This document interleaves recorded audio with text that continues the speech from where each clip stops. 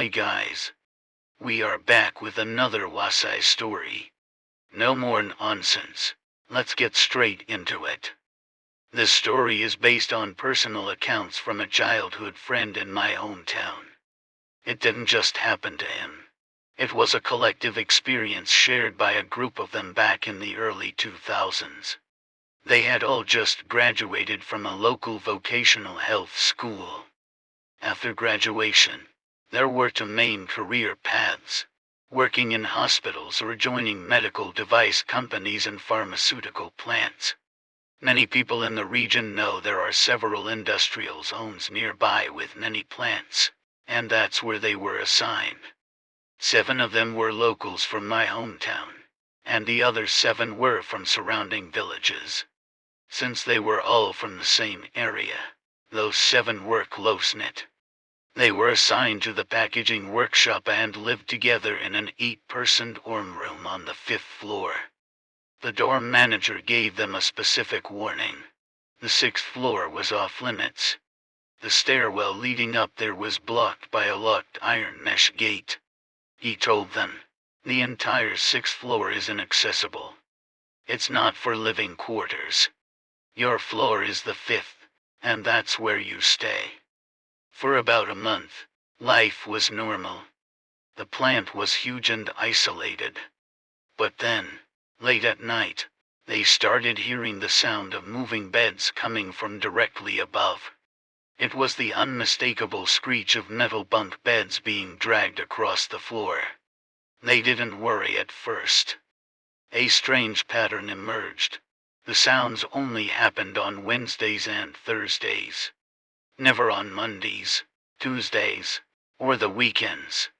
It always started around 10:00 p.m. just as they were settling down.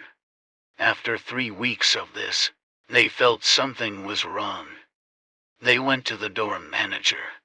"We can't sleep," they complained. "The noise is right above our heads." Their room was 506, so the noise came from 606. The manager was surprised and said, "That shouldn't be happening. No one is supposed to be up there now." About 2 months later, a new sound started. Knocking. They heard someone descending the stairs from the locked 6th floor. Their room was very close to that iron gate. It wasn't high heels. It was the distinct tap, tap, tap of someone walking in soft cloth slippers. The footsteps stopped at their door, followed by a loud bang. Bang. Bang. Someone said, "Just open it. See who's bothering us." They swung the door open. The hallway was empty. 5 of the 7 guys had heard the footsteps coming from the 6th floor clearly. They begged for a room change. But the manager just brushed them off. "You're young men. Why are you afraid? This is a professional plant. The rooms are assigned, and we have more recruits coming, so I can't move you." They had no choice but to stay. Behind the dorm was a fitness area with parallel bars. It was mostly used for laundry in the summer. One night around 9:00 p.m., it was pitch black outside. They were hanging out in the room, chatting. My friend went to the table to pour some hot water and glanced out the window. He froze. Someone was sitting on the parallel bars. He couldn't tell if it was male or female. It was wearing a purple robe, a deep, eerie purple. The most disturbing part was the hem, which looked as if it had been shredded into jagged strips with a knife. He whispered, Look at the bars." 5 of them crowded by the window were away washing their hair. They all saw it. A strange figure in tattered purple clothes, sitting in the middle of a dark, empty field. It was just sitting there quietly. Then, the figure moved. It realized it was being watched. It stood up and slowly turned to face their window.